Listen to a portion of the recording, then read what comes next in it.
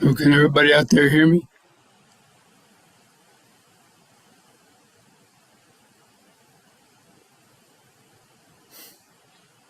I can hear you.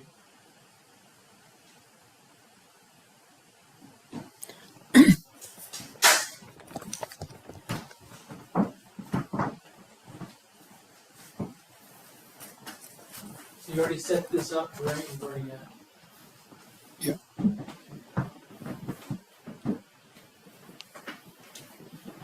Prashant would be He's on there. yeah, so he'd be a lecturer.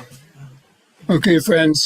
So let's go ahead and begin now with reciting the Namo Tassa and the three refuges for those who like to join that.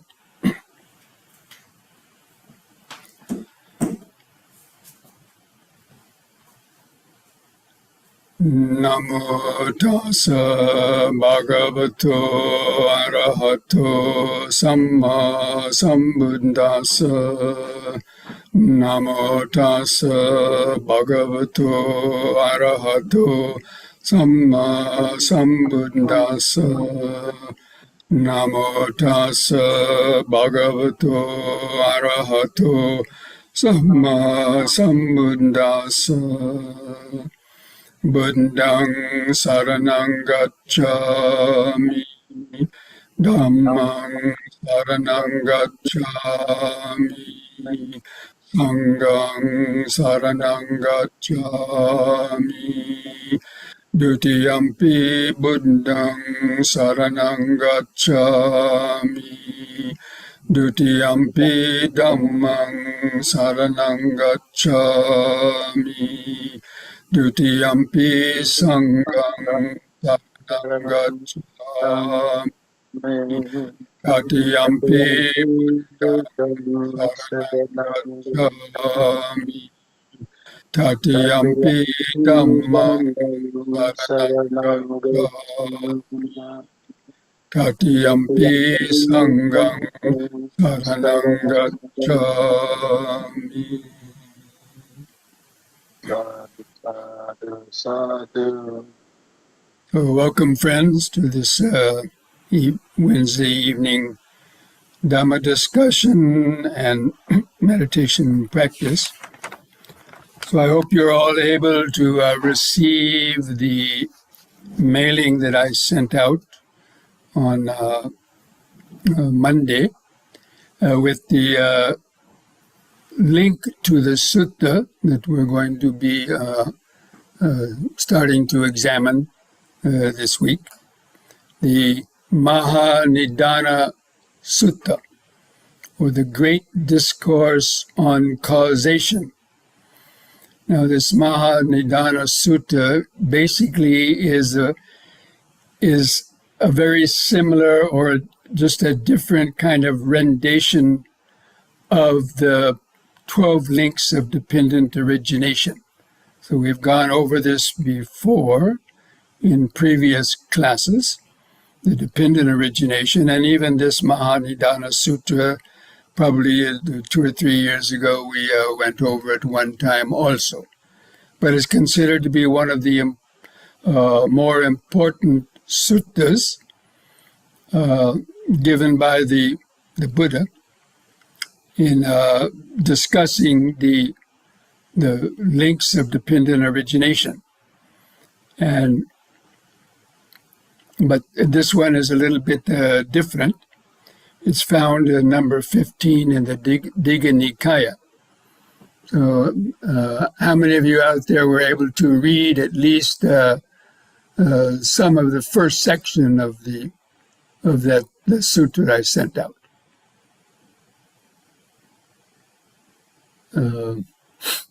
Okay.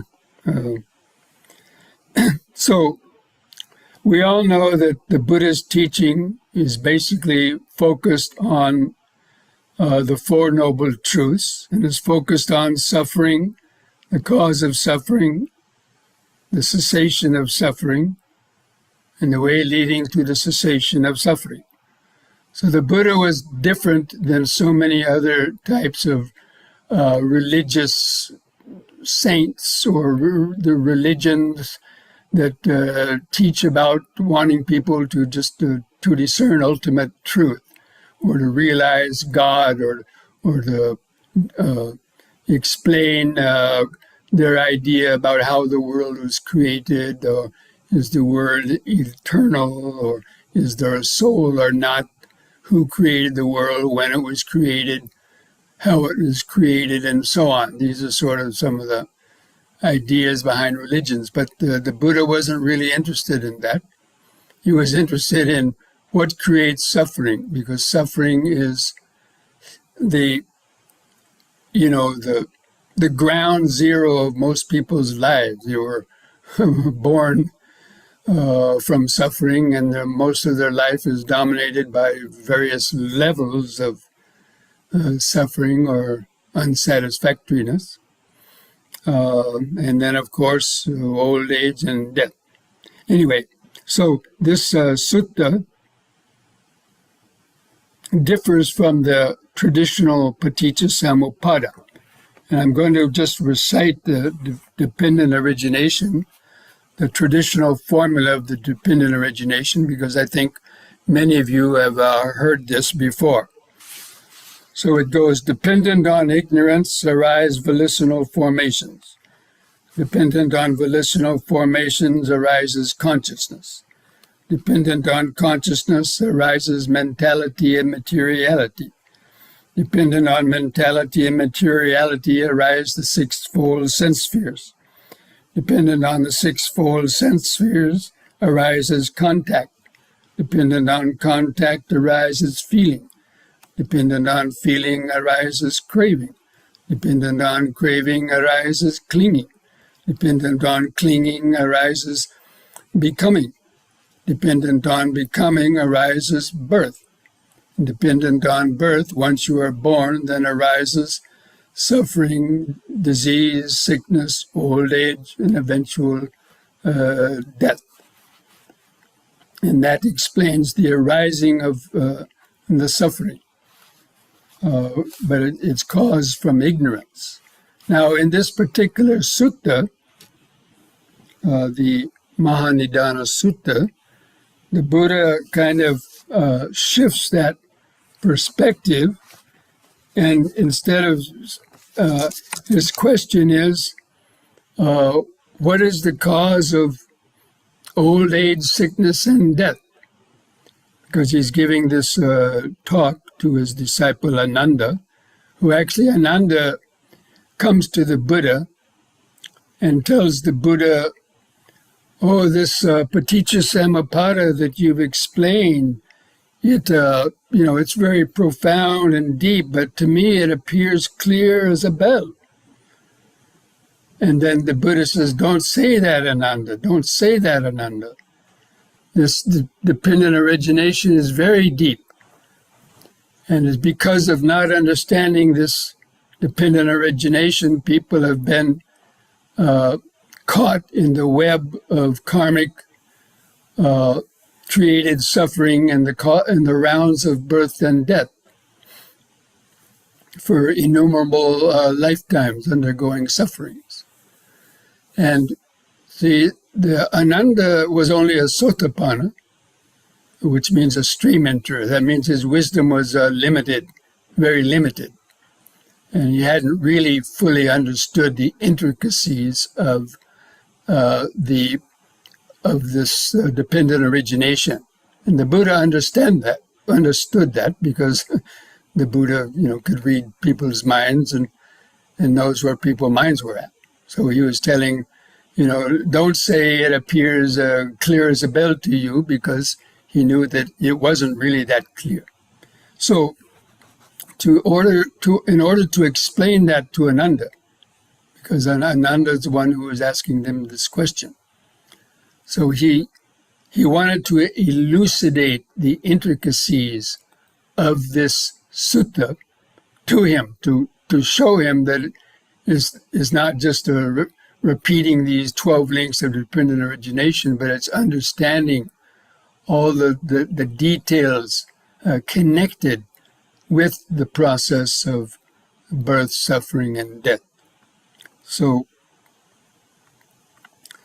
So the Buddha starts by, saying, what is evident to people is that there is suffering in the world. And everyone knows that babies are born, they grow up, and throughout the whole life, people are subject to various sicknesses, diseases, deformities, various sufferings due to accidents and natural causes. And, so suffering is, inherent. Even from day one, babies suffer. They cry when they come out of the room out of the womb, because they're experiencing some kind of, pain. So pain is normally associated with suffering, physical pain. But there's also the mental pain. So this was the question. So everybody knows that there is suffering. So the Buddha then starts with that. What is the cause of suffering? And people, they might give various kind of off-the-cuff reasons. Well, I'm suffering because I don't like what the government does. Or I'm suffering because my people don't behave the way I want them to. Or I'm suffering because I'm sick. So many reasons. But the Buddha takes it further, and he goes back and he says, well, if there was no birth, then would there be any suffering? Individual suffering? And of course, the people get shocked and they think, oh, if I wasn't born, would there be any suffering? So normally they would say, yeah, I guess not, right? So then the Buddha says, well, okay, this birth is the cause of suffering. Now, who would say that? Go out and ask somebody in front of coming out of Home Depot or Walmart, ask them that question, they would kind of look at you like you were crazy or something. So, people don't carefully consider things.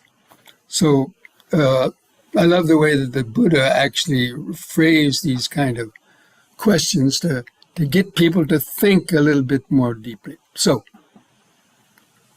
this sutta starts out, this particular form of the dependent origination starts with suffering, and the cause of suffering is birth. But then the Buddha goes on, questioning that. Okay, what is the cause of birth? And ordinary person would say, well, because my mother and father, had some fun at night, and all of a sudden, mother got pregnant, and now I'm born. But that's not the Buddha's answer. The Buddha's answer is birth arises from becoming. Now, the average person would never, ever even think about that. Becoming. What is becoming? Of course, it takes some explanation to understand. And it means becoming is the karma that we've accumulated even in past lives that has become the fuel to take birth. Now, people who are not Buddhists, or even, let's say, in Hinduism, they believe in karma and rebirth too, but people from Western-dominated religions, they have difficulty understanding this. But anyway, so becoming basically is the karma that we create that becomes the fuel when we die. That accumulated karma, that means greed, hatred, and delusion. These are the roots of ignorance that we saw as I read that Paticca Samuppada at the beginning. The traditional explanation is, depending on ignorance arise volitional formations. And volitional formations are the accumulated karma, to keep it simple. It's the accumulated karma from our past life, or even from yesterday. Anything that you've done prior to this very moment is an accumulated karmic action of body, speech, and mind.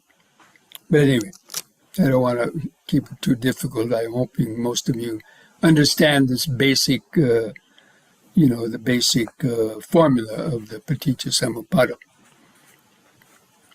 So, birth, depending on becoming, arises the birth. So, birth arises from the becoming. And then the question is, well, what causes becoming? And then the average person's not going to probably know their answer, but the Buddha's answer is craving. So in order to do any action, there has to be a desire of some sort. Like to speak, there has to be a desire to speak, and then you speak. And if that speak is a lie, then that's unwholesome karma. The speech is a kind, friendly speech. That's a good karma.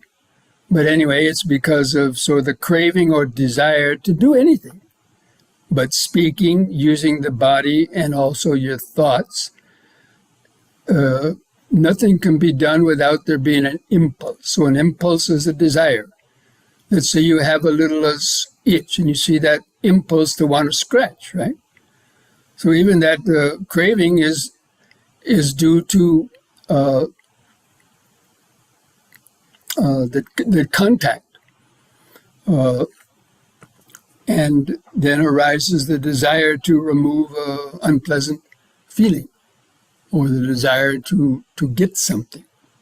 So anyway, so depending on becoming comes from, it comes from clinging. Clinging means a stronger form of craving. Depending on clinging arises craving. And then craving arises because of the feeling. So use that example. So all of a sudden you have an itch. So an itch arises and there's an unpleasant feeling. Normally itches are considered unpleasant by most people. Or let's say, from a mosquito bite or something. And then the craving gives rise to clinging. That means that intense, I must get rid of it. And thinking about how you're going to get rid of that scratch or that unpleasant sensation. And that leads you to then, let's say, lifting your arm up and, trying to slap a mosquito. So anyway, that's just one example. And then this feeling comes from contact. Contact means the sensation, either the cells and molecules rubbing against each other, producing a sensation that you then feel, or the contact of a fly landing on your face, and then that produces an unpleasant feeling because you think flies are dirty, and so there's that aversion, and then there's a desire to, remove the fly. So all this is basically just a habit, a habit formation that has been accumulated. So now the next one, from contact, arises from the six senses. Now this is where this sutta and the traditional Paticca Samuppada Sutta differ a little bit. That this Mahanidana Sutta does not mention the sixfold sense sphere, but it goes directly to naming name and form, because the six senses are part of name and form. So I guess he felt to keep it less wordy, that the name and form was the most important part. So name and form means having this body. Because if you are not born and you come out of the womb and all of a sudden you have contact with lights and sounds and everything else, that's contact. So it comes from having a body. And the name is the mind. So name and form basically means having a body and mind, to keep it simple. So we'll use the example of the baby because everybody knows that. So the baby's in the womb for 9 months, and it doesn't have too many contacts.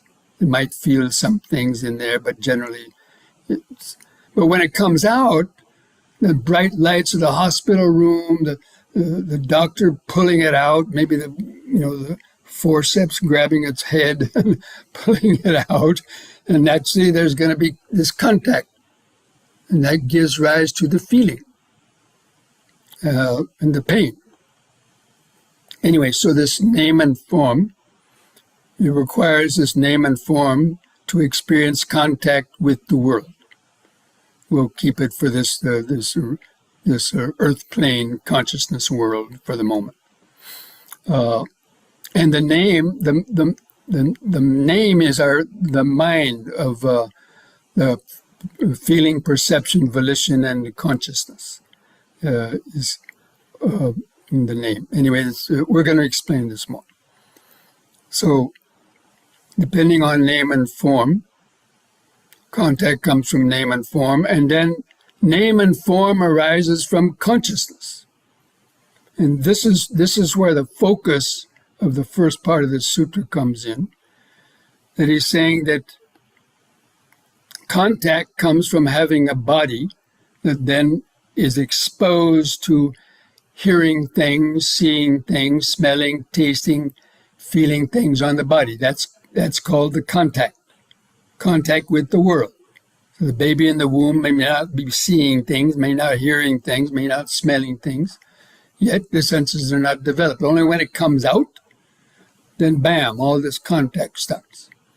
And then that starts stimulating the past sanskaras, and the memories gradually get triggered off from the unconscious mind, from past lives and so on. And this name and form is dependent on the consciousness.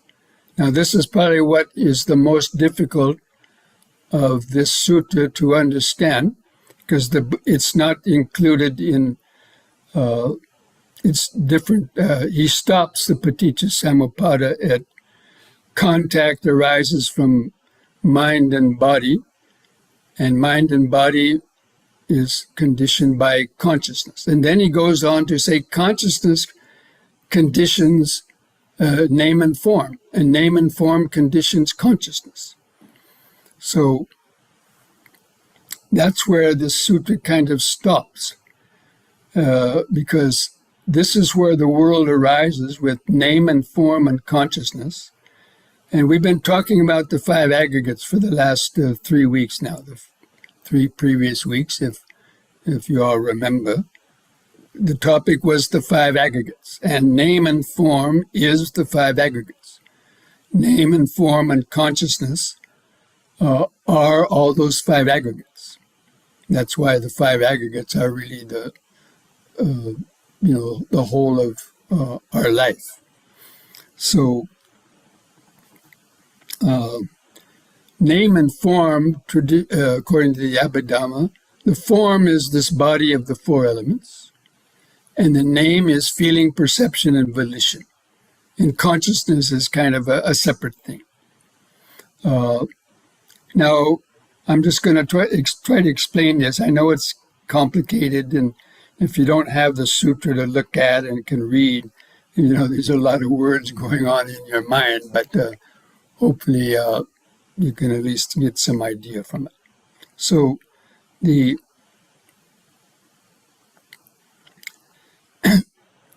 now, according to the Paticca Samuppada, dependent on consciousness arises mind and body. So that's talking about the rebirth process from the past life, the consciousness leaving the past body, leaves that body, and then the relinking consciousness arises along with the impressions from the past life, karmic impressions, and impregnates or attaches to the new embryo that has just been created through the conception, through the mother and father. So that joining together of the consciousness coming from an outside source and the elements of the material elements of the body then trigger off the process of cell division. So without that consciousness coming, there would be a spontaneous abortion, or pregnancy won't occur. So a lot of women don't get pregnant right away because for whatever reason, consciousness was not available to start that process of, just to start the pregnancy. It needs that spark of the consciousness coming from an outside source to trigger off the reproduction process, the cellular division of the baby. So that's the meaning of consciousness. Depending on consciousness arises the name and form. That the baby wouldn't develop without that consciousness. And then but the consciousness won't arise without the name and form either. So this is what probably the most difficult to understand, how that double explanation that consciousness arises because of name and form arises from consciousness. They're kind of like two sides of a coin. You can't have one without the other. So that's probably the most difficult part to understand about this sutta. Now, so the body, mind, and consciousness, basically, that's really our process of life. And so there's two levels. It's called nama rupa, basically our process of life in the Pali language and the language of Dhamma. It's called nama rupa. That means the mind and body and the consciousness. And without consciousness, we won't be aware of the mind and body. And without the mind and body, consciousness won't have an object. Because consciousness needs an object to exist in most cases, especially in terms of our human birth. And so they're codependent on each other. And so this is where basically that momentum of explaining the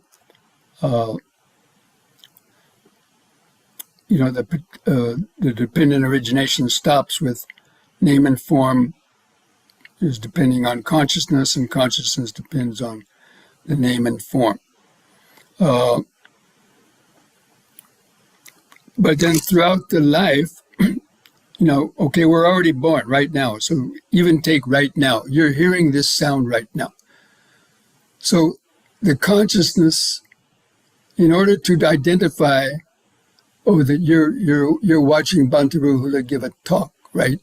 Well, that's because without you hearing my voice, the idea of Bhante Rahula is not going to come into your mind. Or seeing this form over your computer right now. The mind remembers that from the past and says, that's Bhante Rahula. That's not Bhante Ananda that you saw last week, or even your mother or father. So the consciousness of, it's the consciousness that needs that form in order for the form to exist. And that particular consciousness won't exist without the form. And so this is probably the kind of deepest, deepest part of understanding the nature of the mind, is understanding this connection between name and form and consciousness. So again, the name is simply the accumulated definitions and memory that you have of an object. In other words, when you see this form, the only reason you recognize it as Bhante Rahula is because, the head is in a certain shape and the voice you remember. Without that, there would be no idea of Bhante Rahula. And that goes for any other object that you experience. From moment to moment, this process is going on. So that's why the Buddha said it's very deep. This process of paticca samuppada Upada is very deep and very profound. Now, the rest of the sutta is about going into more details about, the body, mind, and feeling, and all these other steps, contacts, and so on. And it's a very detailed description and explanation of the various aspects about contact, about feeling, about the name and form, and all their connections. That's why I really highly recommend you to read it, because you can't really appreciate, the Buddhist teaching without seeing what a genius the Buddha was to come up with something like this, something so profound that's about our deepest, intimate workings of our own mind that really scientists just mouths about, but they don't really understand it. They just understand it in terms of technique and, measuring these things on gadgets, EKGs and EEGs and all that. But, no one has ever explained in intricate detail the workings of the body and mind as the Buddha has. Now, in yoga, they do to a certain extent too, but in the Buddhist teaching, it's very, very elucidated very clearly. And it shows you what a genius that the Buddha came up with all these things without microscopes, without telescopes, microscopes, without all these gadgets to measure stuff. He developed this direct knowledge through the electron microscope of his consciousness, of concentration and meditation, and training his mind to look deeply inside.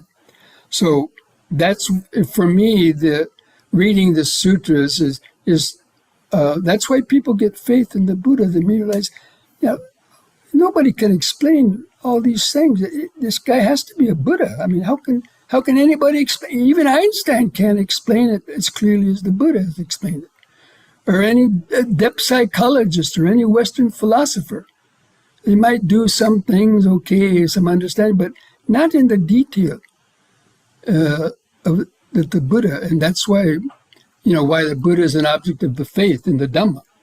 That, that you really, the person has to be a Buddha to come up with the perfect ways of explaining how life exists, how it arose, and how it, especially of suffering, which is the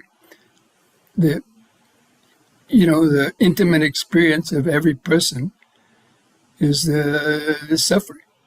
Not happiness. Happiness just comes and goes and fleeting, but suffering is almost a near constant on so many different levels. And so the Buddha explained the Dhamma in this way. And so it's a meditation subject to actually contemplate and try to observe how some of these things are working. But the problem is it takes a high degree of concentration, of developing mindfulness concentration and understanding, having this intellectual understanding of like what the five aggregates are, how they're impermanent, how they're continually changing, to add that on to what you are observing. That's how you develop this deeper types of insights. Anyway, friends, that's what I wanted to explain in this first part of this week, explaining that part of the sutta. And I highly recommend or suggest that you read or even reread this sutta, even though you might have read it once and say, oh, yeah, I read that, okay. Now, you have to reread these sutras over and over and over again because it's too deep, It's sort of like the calculus of mathematics, is this teachings of the Buddha is like the calculus of trying to understand calculus. If you haven't understood algebra, multiplication tables, and algebra and geometry, that's why when you go through school, you have to start, in elementary school, learning how to multiply and divide, right? And then in seventh grade, you learn algebra. Or high school algebra, geometry. Only then you can go up to calculus and trigonometry. So the same way in the Buddhist teaching, you need that the development of mindfulness and concentration and this accumulated kind of intellectual understanding to keep the mind on the right track. Okay, so friends, now I want to see if there's any questions that might have come up from that. So I see there's a golden hand from Damon. So Damon, what is your question?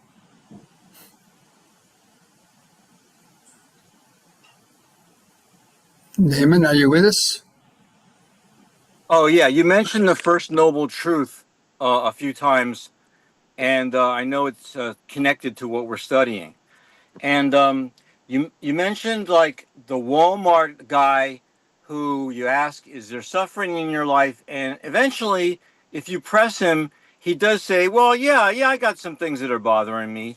But for the student of Buddhism, in the actual sutta of the First Noble Truth, the Buddha says a lot about that First Noble Truth. In particular, I recall he says something to the effect of, and this noble truth, the truth of suffering shall be fully understood.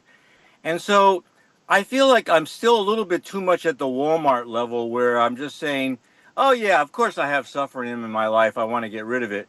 I would like to know a little bit more about what does it mean to say, but you know what? I have fully understood suffering as the Buddha taught in the First Noble Truth. Well, then it would mean attaining the paths and fruits, attaining at least the stream entry.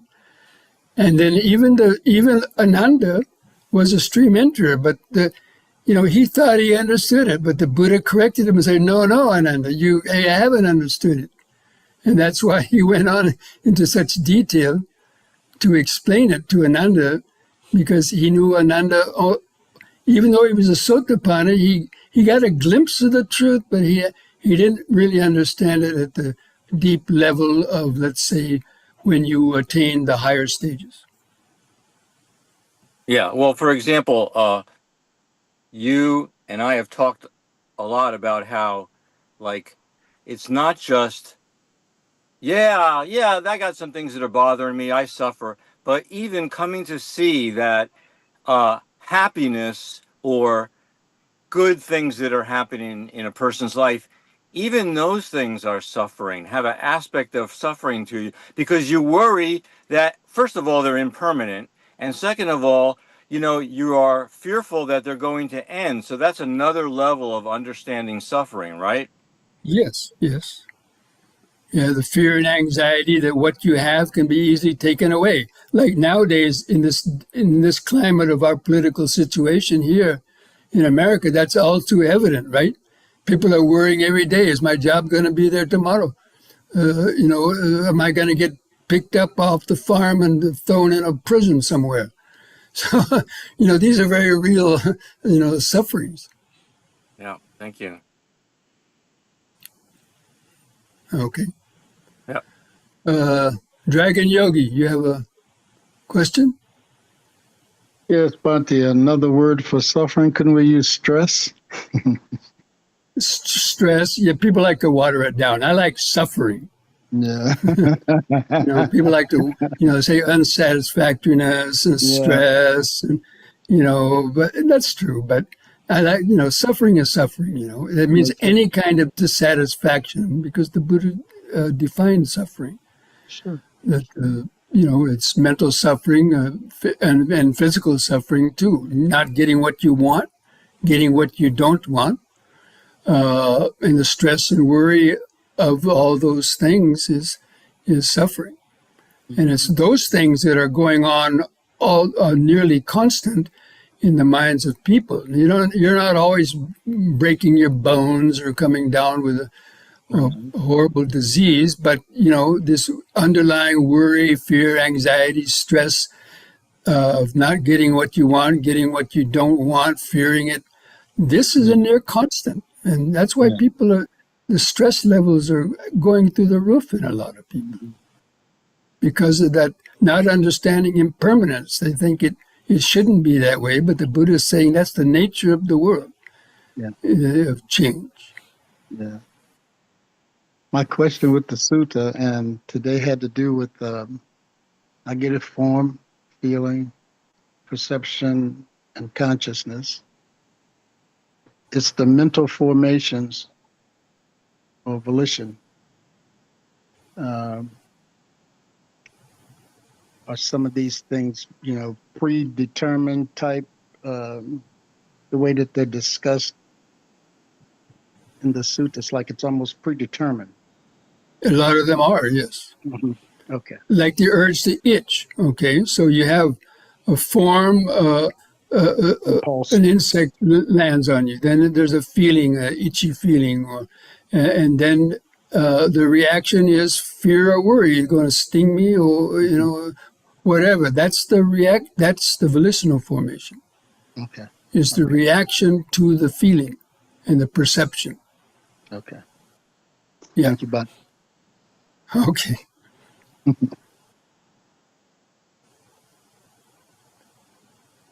So, is there any last questions out there? There's a question in the chat, Bhante.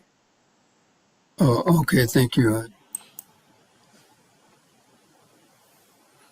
Is dependent origination better thought of as every link being dependent on every other link more linearly for most links other than name and form? Yeah, for easy explanation, it started out because of ignorance that gives rise to the volitional formations. If there wasn't no ignorance, then the mind wouldn't be generating greed, hatred, and delusion. And because so each one, yeah, is dependent on the other, but they're also interconnected. And that's what the Buddha was showing in this sutra of the Mahanidana, is that consciousness conditions name and form, but name and form also conditions consciousness, and all these things are generated through depending on ignorance and the volitional formations. So it's just a way of the 12 links, reciting them in the forward order, and the 12 links reversing that in the reversed order. With the cessation of ignorance comes the cessation of volitional formations and all the rest. So, these were put together by, people that were logicians and other people back in those days, a couple thousand years ago. They were highly developed the art of, using language and deciphering and putting things together. So that's why you find so many lists of things in the early suttas.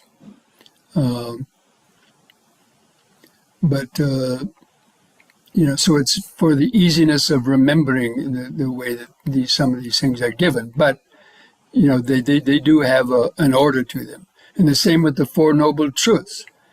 That, they're given in that order of the, suffering, the cause of suffering, the cessation of suffering, and the Noble Eightfold Path, right understanding, comes first, because then you develop right thought. You have to think about what you understood, and then you have to, then to speak the way according to how you believe and act, and things like that. Okay. There another raised hand of Chow. You have a question, Yes. Chow? Yeah, thanks, Bhante. Just a question reminding Nama, the mind.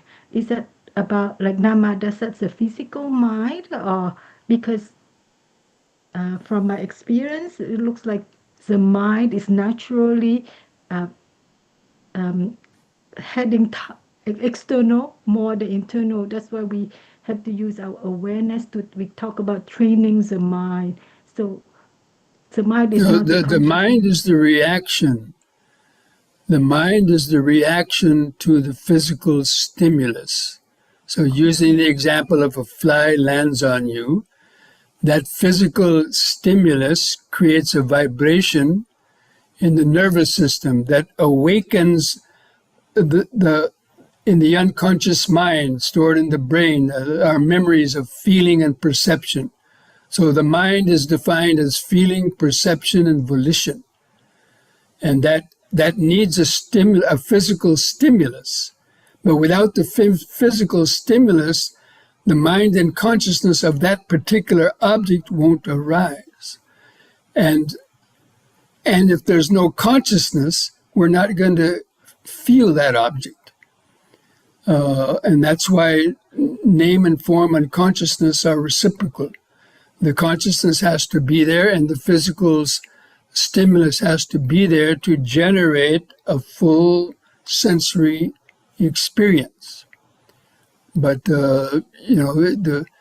it's the physical stimulus that's the body and the physical. But the mind is considered the feeling, perception, and volition.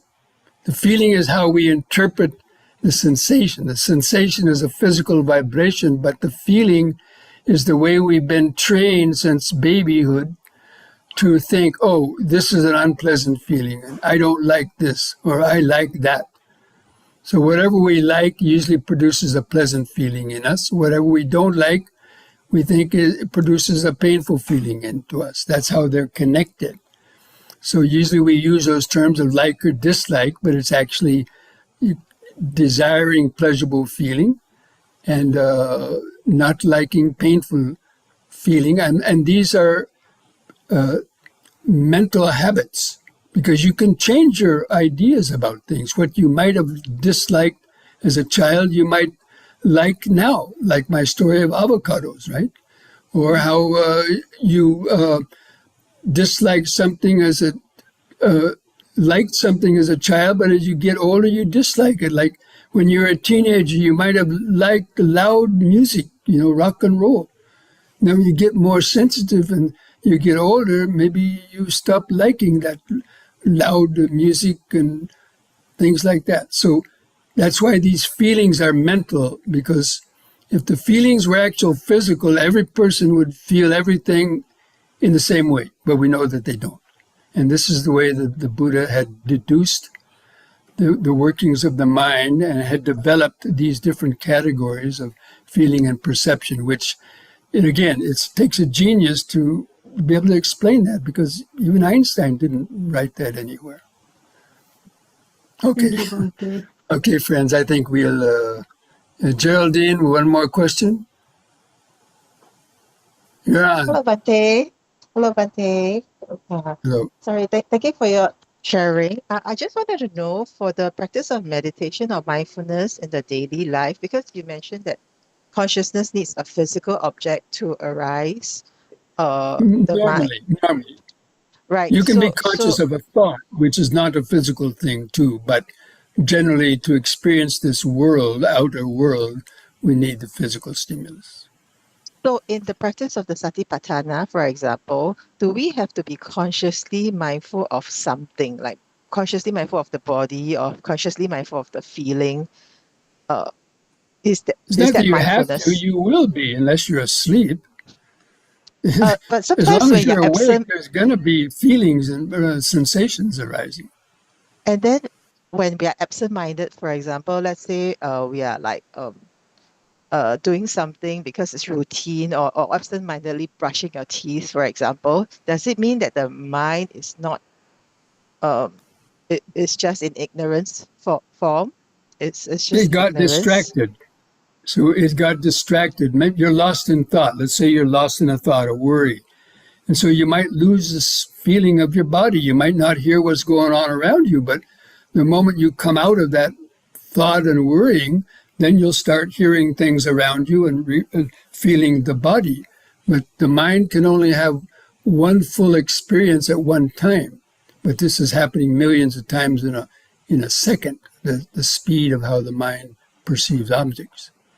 So in the Uh, practice of mindfulness, does it mean that we have to be constantly aware of thinking or constantly be aware of the body? Like know that when whatever we are is thinking. taking your attention, whatever is dominating your attention at the moment, that's what we are aware of. If it's a thought, we're aware of the thought. If it's a painful feeling, we're aware of the painful feeling. If it's a loud sound, we're aware of the loud sound. Whatever is taking our attention, that is where our mindfulness is, but we don't cling to it. We just note it and try to let go of it so it doesn't distract us. And I mean, if we're meditating, then we want to tune into the moment to moment coming and going of all these different sensations without being caught by them. Thank you, Sadhu. Thank you, Bhante. Sadhu, sadhu, sadhu. Okay. Okay, friends, I think we'll bring this discussion to an end now so we can have a few minutes break and then come back to do a few stretches and then sit down and see if we can figure all this out. Right? Okay. See you back in a few moments.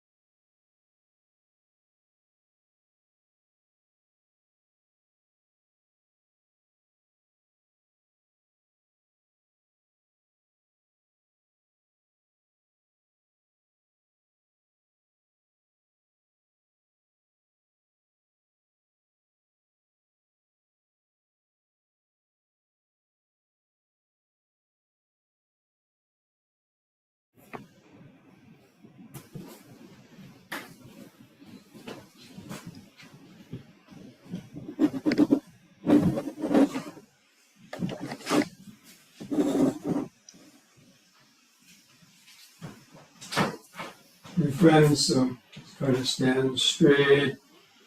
Just relax your shoulders and arms at the side. Just gently close your eyes. Just focus where your feet press the floor. And feel that weight of the body pressing the feet to the floor. That contact of the feet to the floor gives rise to the mind. That contact produces consciousness. The fact that we can feel that pressure is due to the consciousness.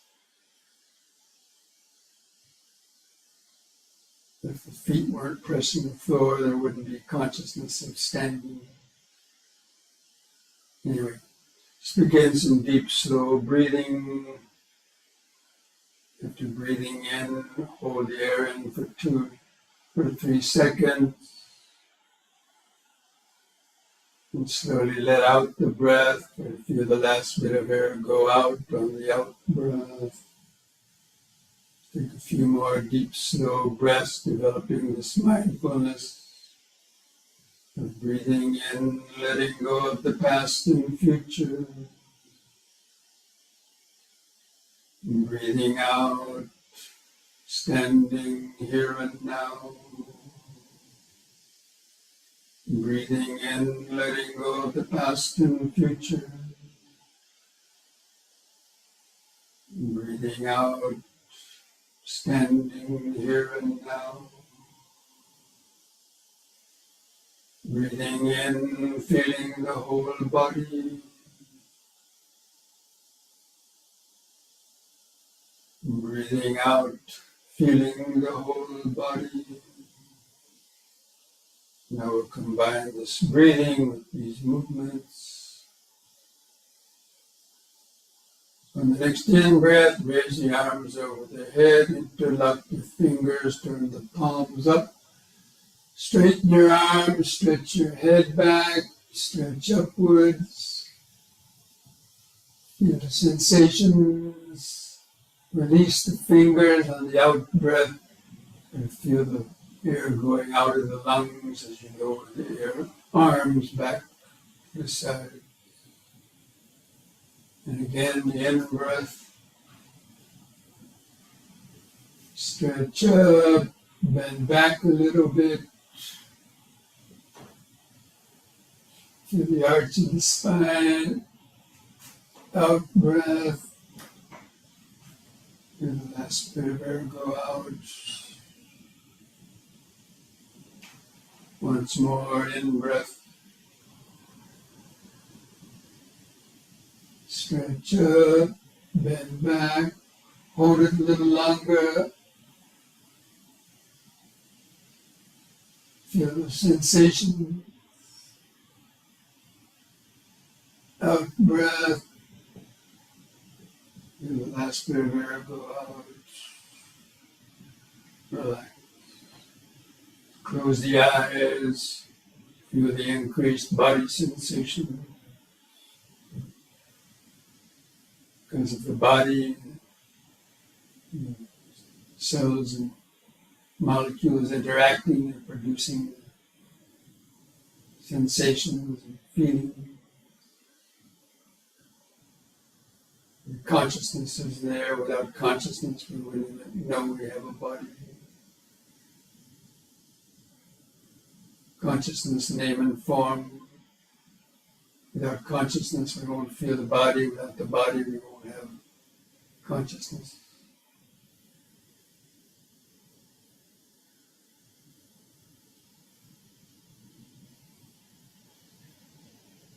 In the next in breath, lift up on the balls of the feet while raising the arms over the head. Face the hands toward each other. Stretch up. Out breath, come back down. Feel the air going out as you lower the arms. Again, in breath. Let the in breath help lift up the body. Stretch. Out.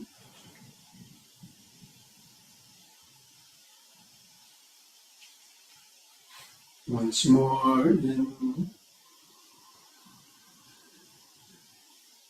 Stretch.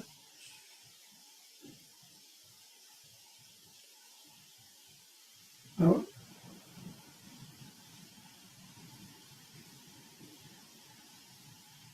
Close the eyes. Relax. Keep feeling the body.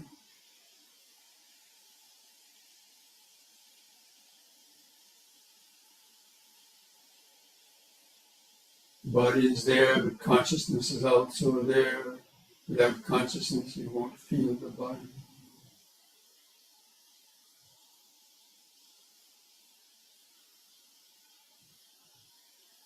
All those different sensations generated, the feelings, pleasant feelings, unpleasant feelings.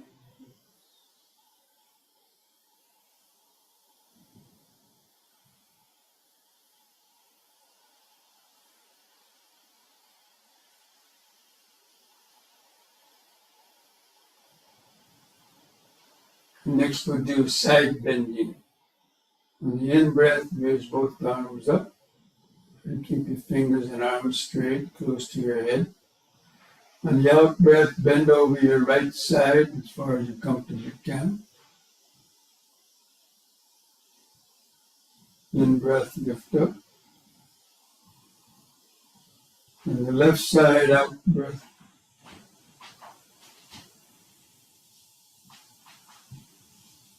In breath, lift up.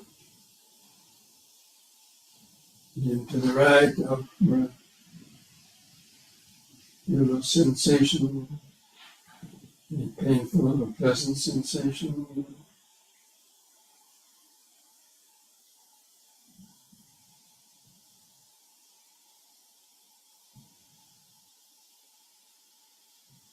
Once more to each side, out breath.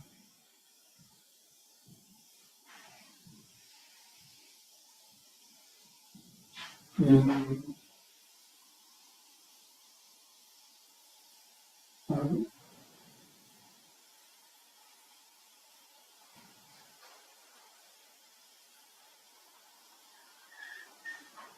On the out breath, lower the arms. Just relax. Feeling all those sensations producing the feeling, with the contact, the body, consciousness.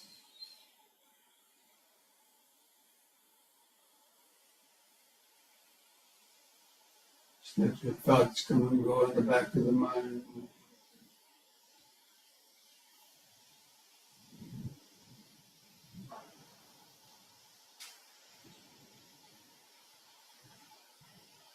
Okay, now spread your legs and feet apart about 3 feet.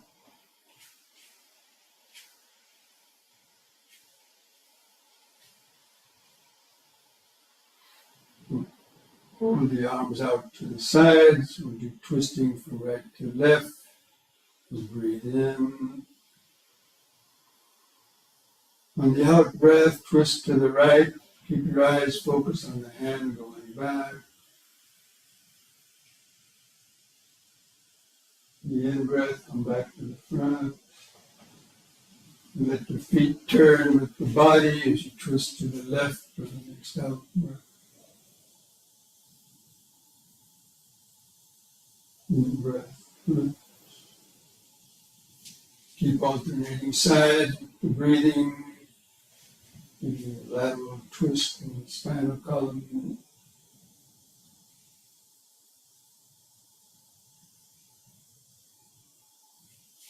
In breath to the front.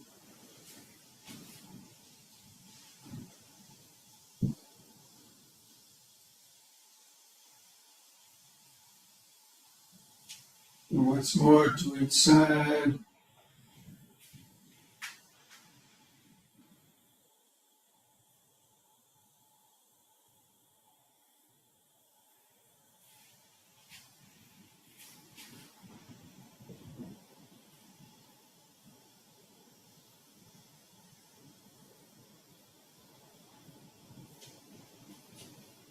Come back to the front, lower the arms. Feel the sensations in your shoulders, hands and fingers.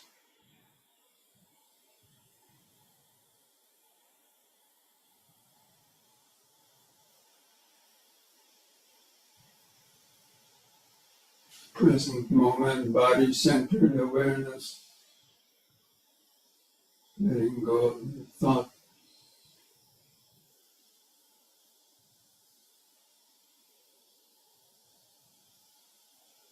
Turning on the body arises consciousness. Moving on consciousness arises the body.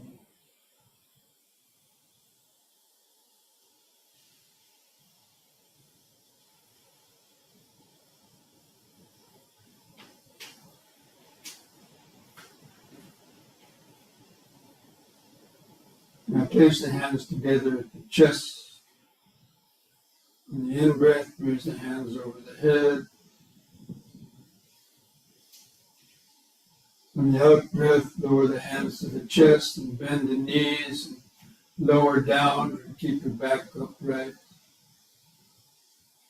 Feel the stretch in your hips and knees. In-breath, lift up, hands over the head. Second time, we're going to come down a little more.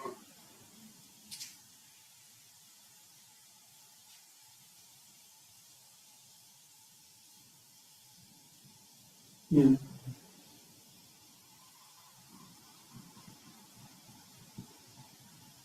Third time.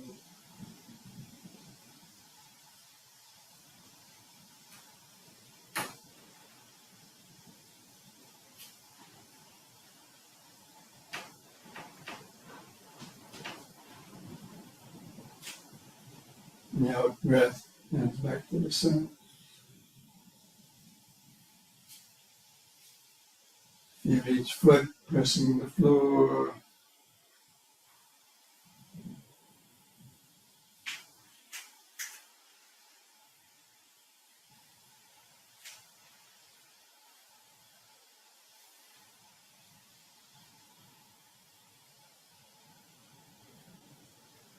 Now we'll do the forward and backward bending. Just be careful.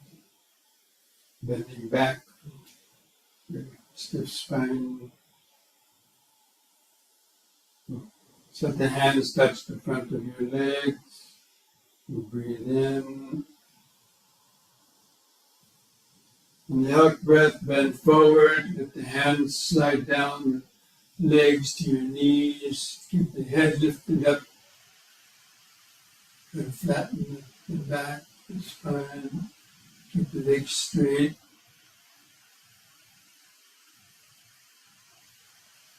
In breath, lift up.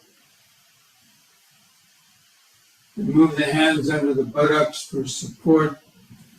And on the out breath, bend back. On the out breath, not too far. Keep the eyes open. With the arch in the spine. In breath, lift up. The next out breath, again bend forward. Let your hands come below your knees. Feel the extra stretch in the leg muscles, the back of the legs. Keep the head lifted up.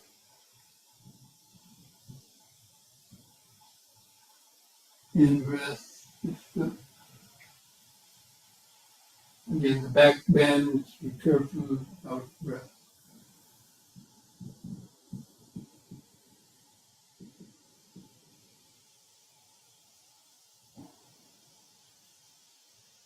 In breath up.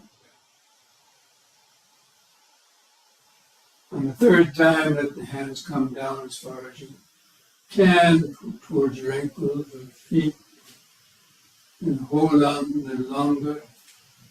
Let the little bones in the lower spine stretch out.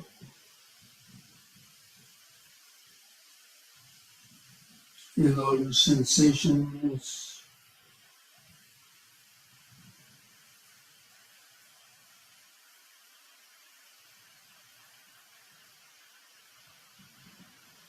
In breath, carefully lift up. And once more, the back bend. Be careful.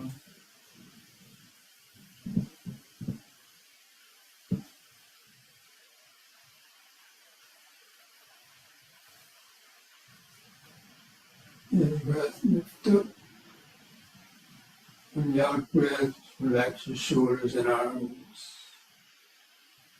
Close the eyes, feel each foot pressing the floor. Try to feel the outline of the body, feet pressing the floor, arms hanging at the sides, clothing touching the skin, the head balanced on top, the eyes and the socket. This body exactly as it is, here and now.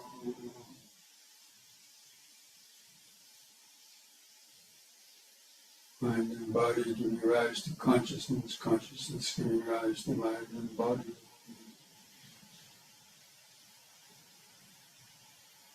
You can now bring your legs back together. And we're going to do one last simple exercise, turning the head from right to left. Loosen up the neck vertebrae. On the in-breath, turn your head to the right, or as you comfortably can, try to look over your right shoulder. On the out-breath, turn all the way back to the left, and look over the left shoulder.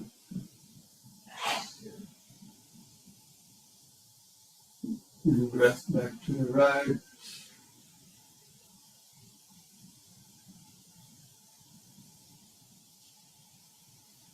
Out-breath left.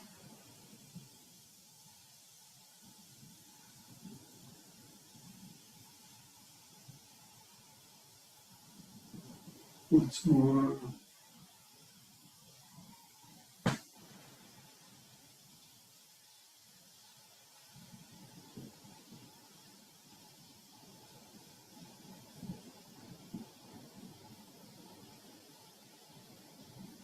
And the in-breath, let the head stop in the center. Feel the whole body.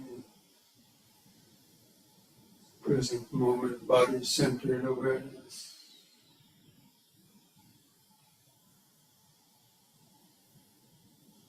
Feel a loose sensation.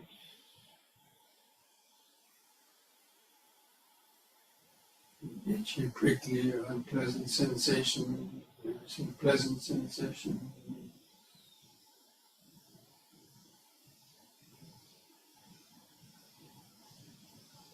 In the mind and body arises contact. Contact produces feeling.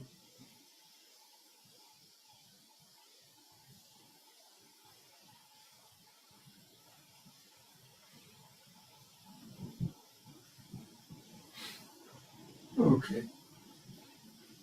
So now let's come back to our seats and get ready for meditation.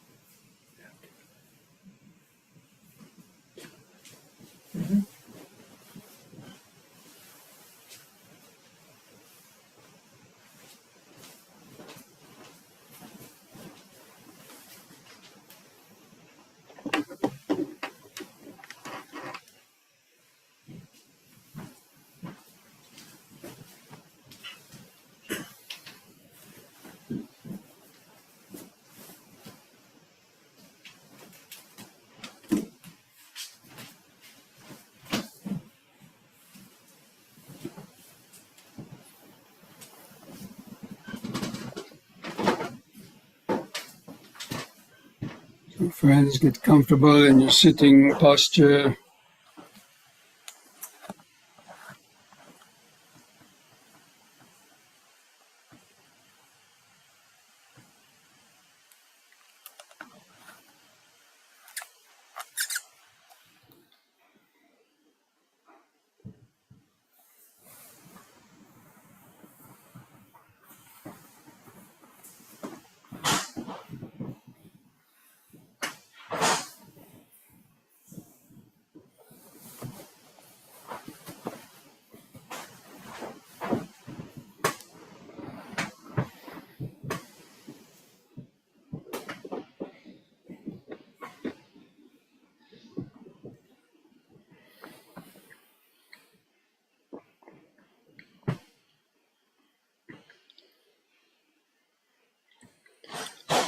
Just try to find that center of gravity of the head and spine over your hips.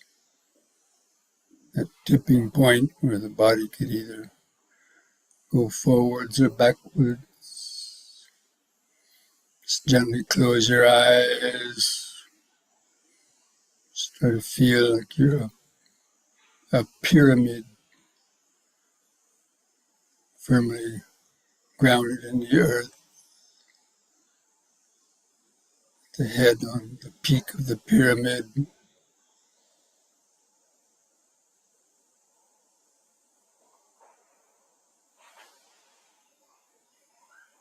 And just feel the head balanced on top of the spinal column. Keep the chin lifted up level to the floor.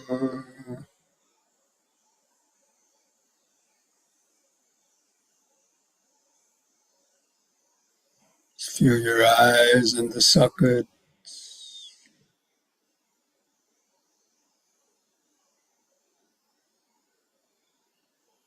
Feel the subtle eye movement.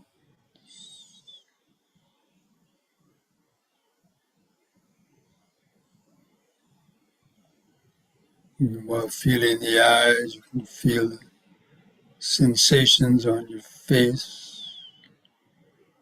Skin stretched over the face.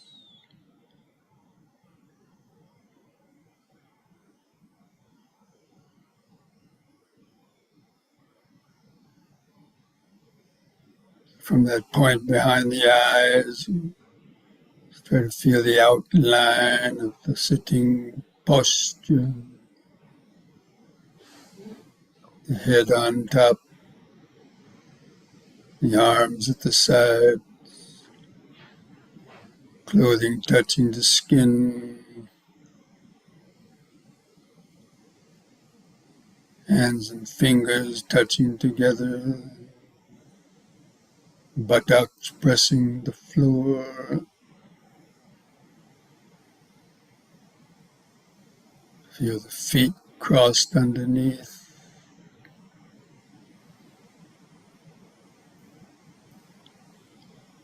Try to hold that outline of the sitting body in the mind's eye.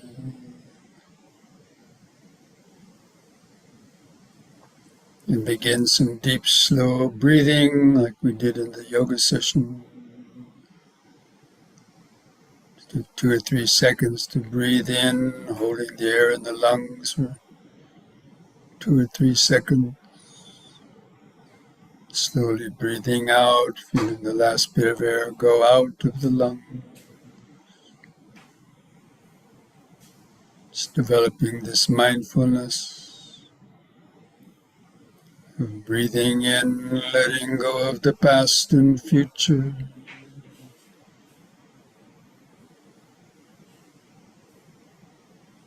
Breathing out, sitting here and now. Breathing in, letting go of the past and future.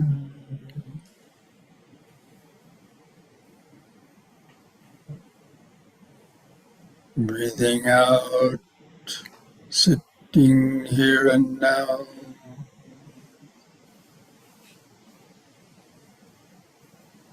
Breathing in, feeling the whole body.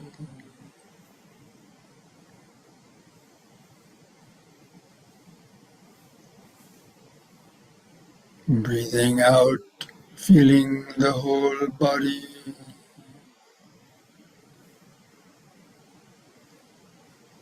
Now we're going to count our breaths from 1 to 10. Try to develop a more continuous concentration on the breathing. I'll do the counting for you. Just try to follow that with your breathing and concentration, letting go of your thought. So on the next expanding in breath, mentally count to 1. Hold the breath a second. And with the contracting out breath, also count to 1. Feel the last bit of air go out. Next in breath, 2.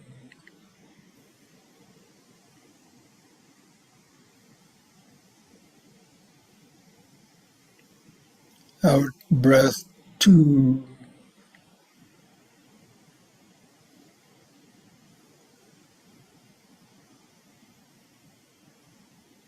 In 3.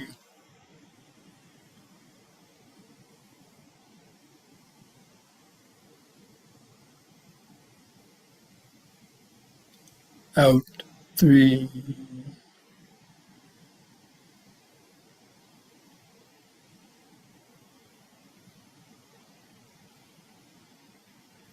In 4.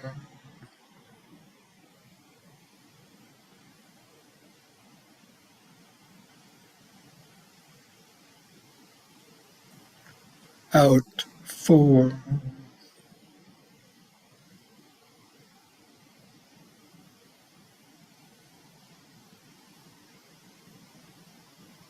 In 5.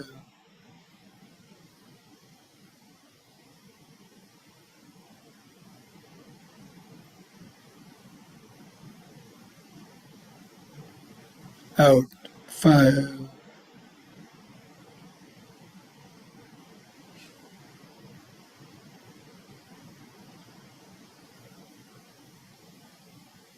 In 6.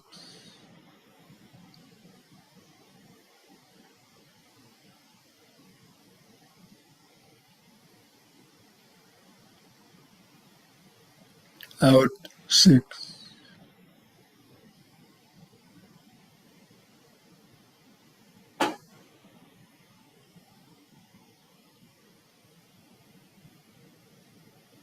In 7.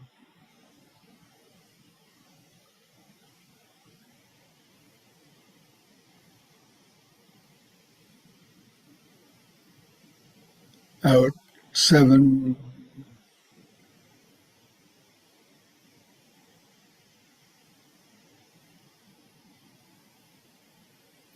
In 8.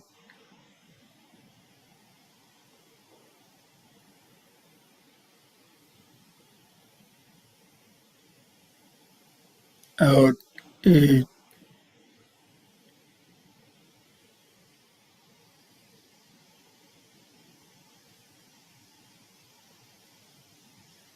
In 9.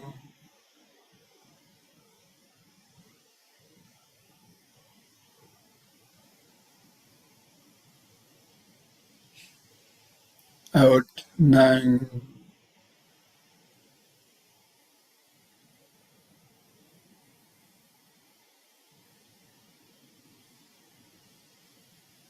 In 10.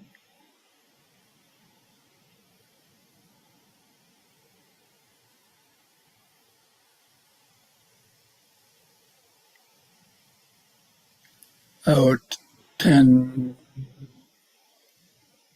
As the breath goes out, let the breath stay out for a couple of seconds. Just let the breath come back in by itself. No longer control the breathing. Just follow the uncontrolled expanding and contracting sensation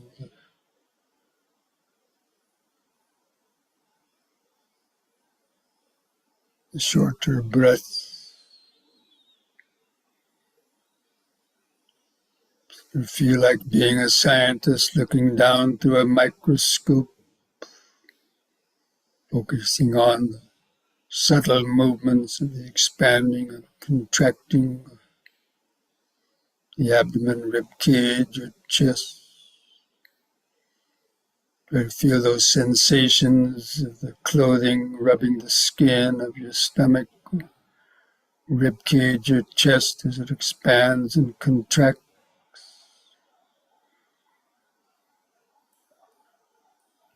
And you can contemplate that those movements, the body, the contact of the clothing on the skin of the body is the contact, and that friction is the sensation. With the contact arises feeling.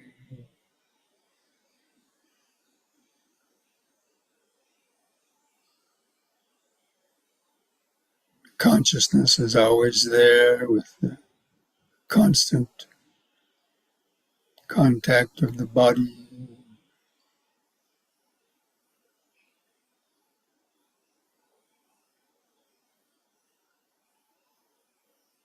The body, contact, feelings, consciousness. And focus on those, see if you can discern those. Very subtle process.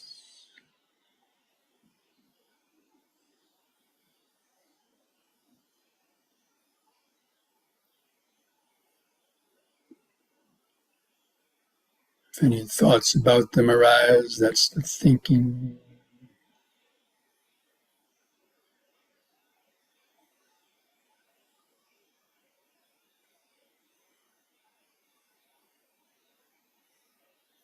Thinking consciousness.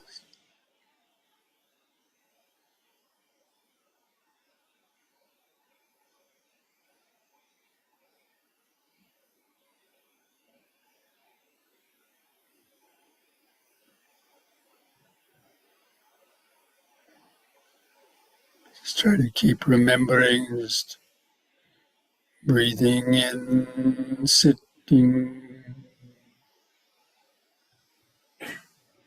breathing out, sitting, continuous interaction of mind and body and consciousness.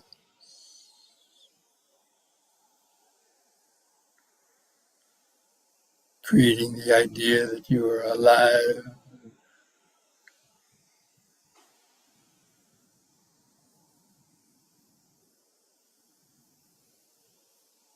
Breathing in, sitting,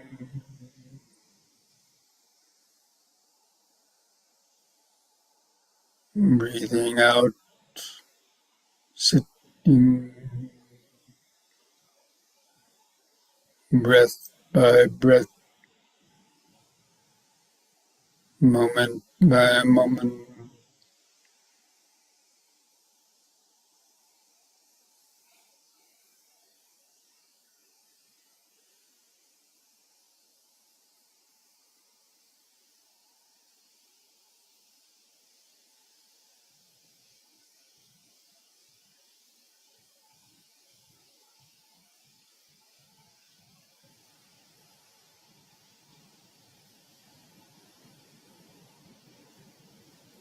So many different sensations can be felt due to the contact, sensations of clothing touching the skin, sensations coming from under the skin, pulsations, itching,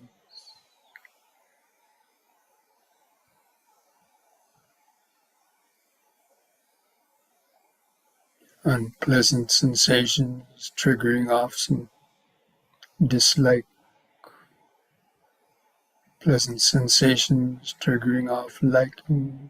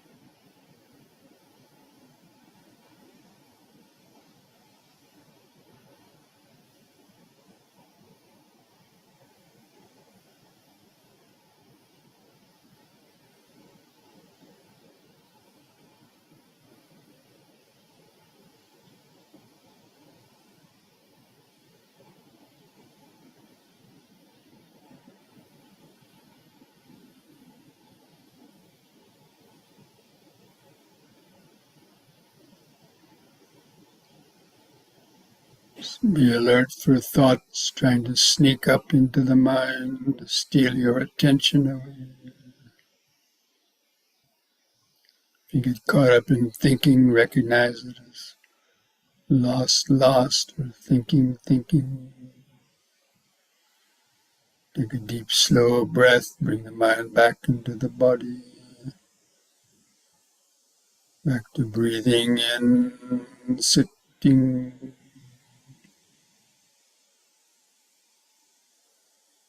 breathing out, sitting.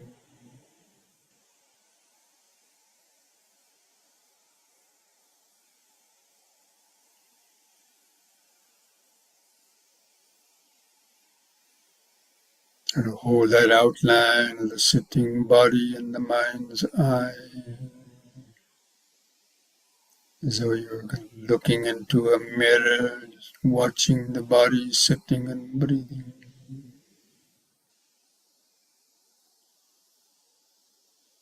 Body made up of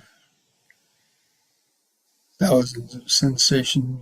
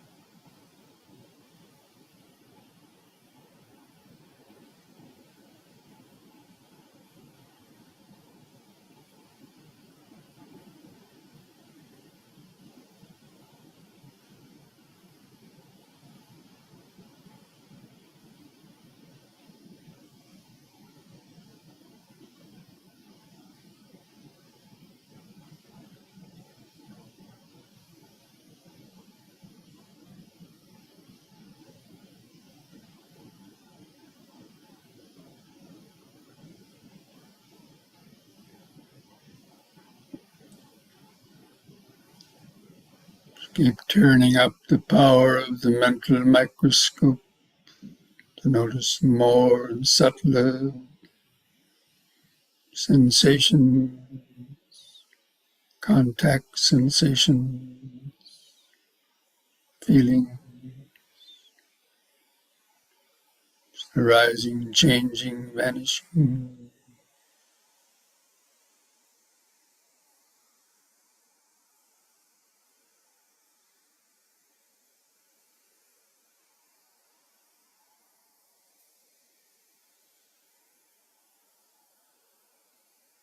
It's because of this consciousness that you can notice them.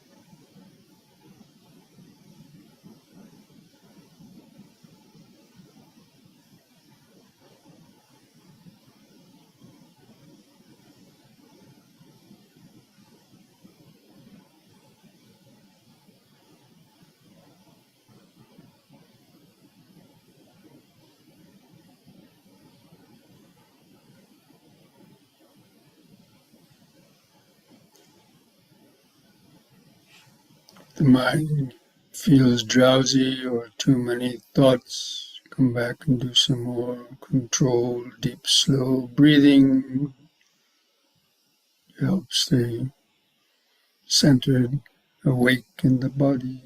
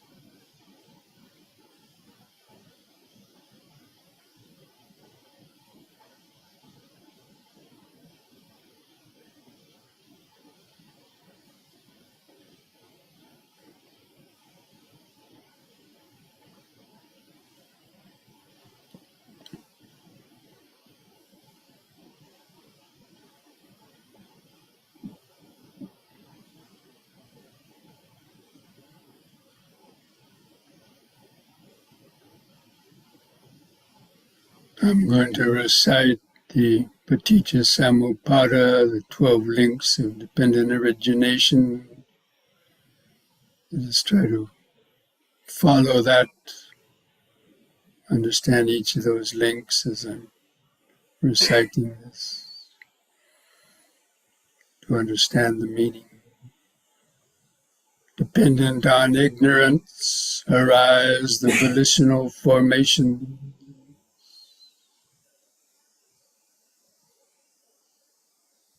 Dependent on volitional formations arises consciousness.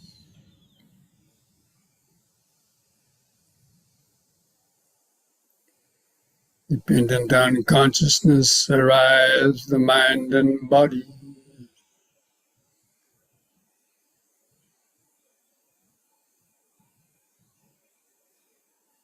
Dependent on the mind and body arises the sixfold sense sphere.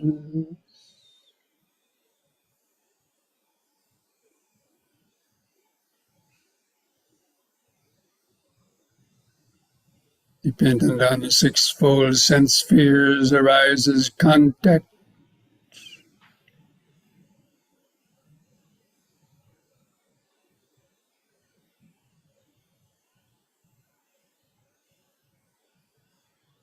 Dependent on contact arises feeling.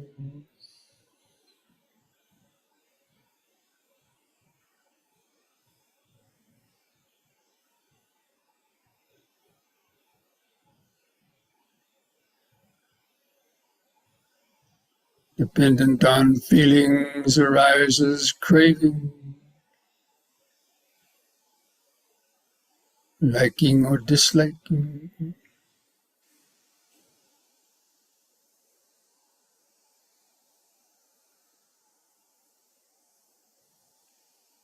Dependent on craving arises clinging, tightly holding on to those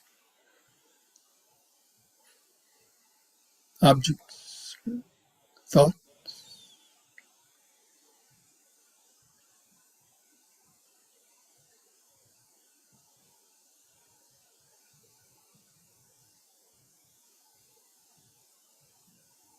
Dependent on clinging arises becoming, our actions and thoughts based on that craving and desire.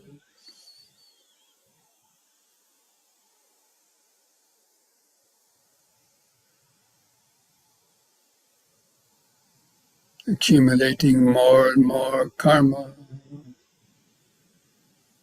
which will be fuel for our habit,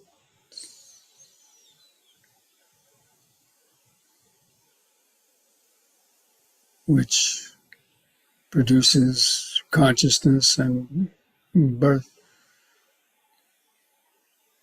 Dependent on birth arises suffering, physical and mental suffering, old age, sickness, and death, and this whole mass of suffering.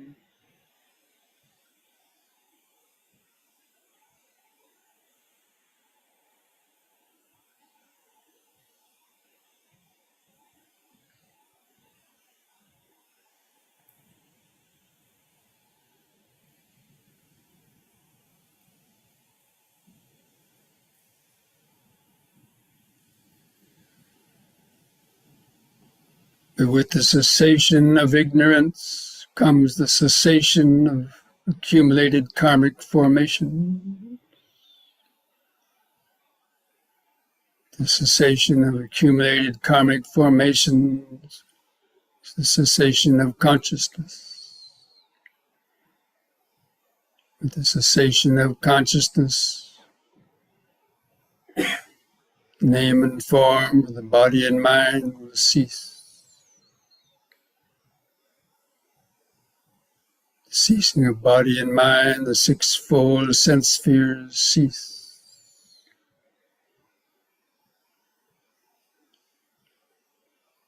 Dependent on the sixfold sense spheres ceasing, contact ceases. When contact ceases, feeling ceases. When feelings cease, cravings cease.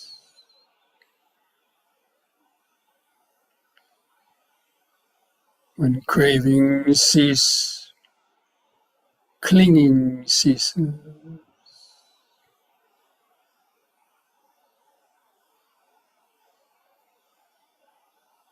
When clinging ceases, becoming ceases.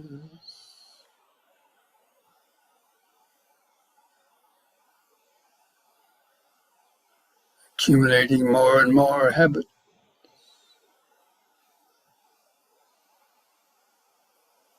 When becoming ceases, birth ceases. The birth of the ego consciousness.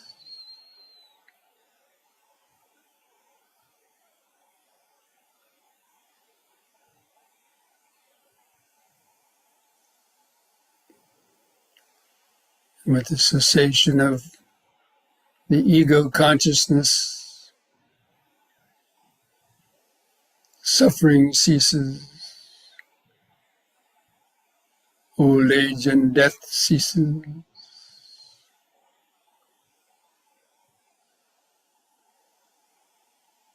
Such is the cessation of this whole mass of suffering.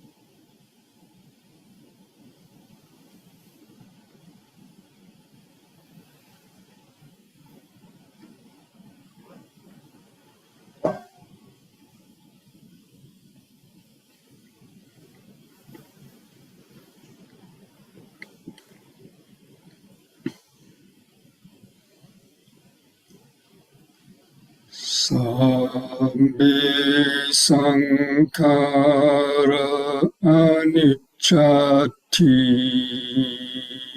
yada panyaya pasati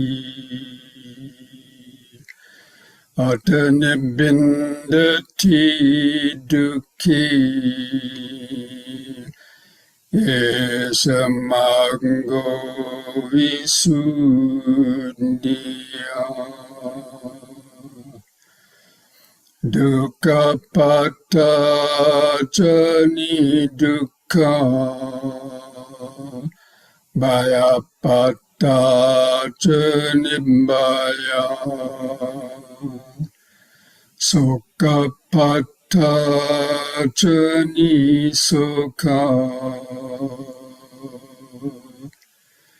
hontu sabbe pipanino.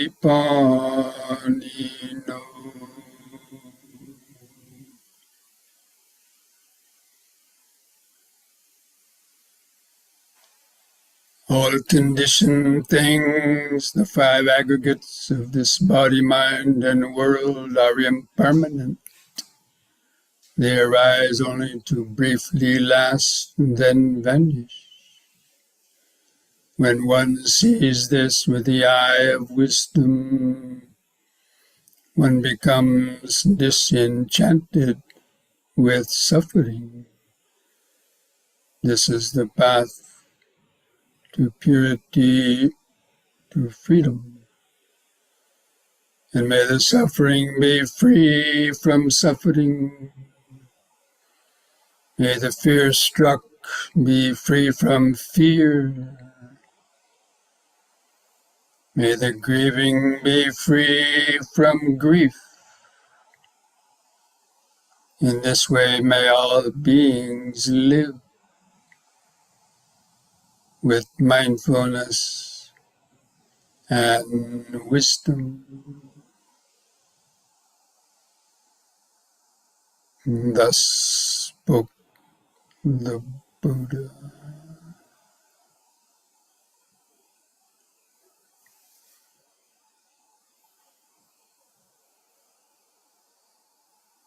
Now I invite you to join in chanting the word sadhu 3 times slowly. We do that chanting on a long out breath. So take a deep breath.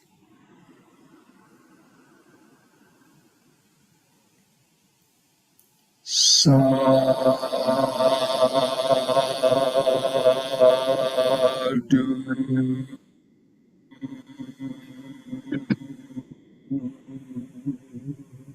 Breathe. Sadhu.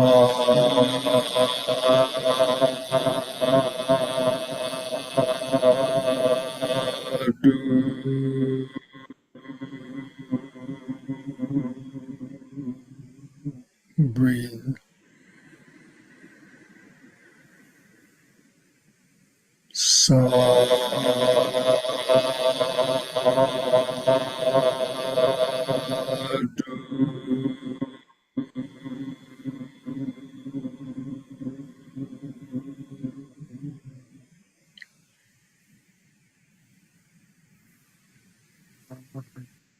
Now place your hands at the edge of your knees.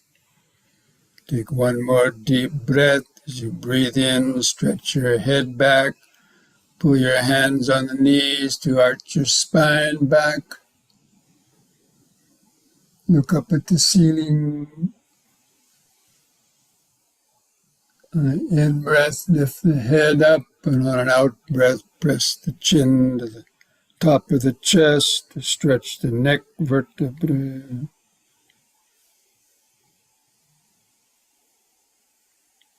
Lift the chin up level on an in-breath. And relax on the out-breath. Put a smile on your face.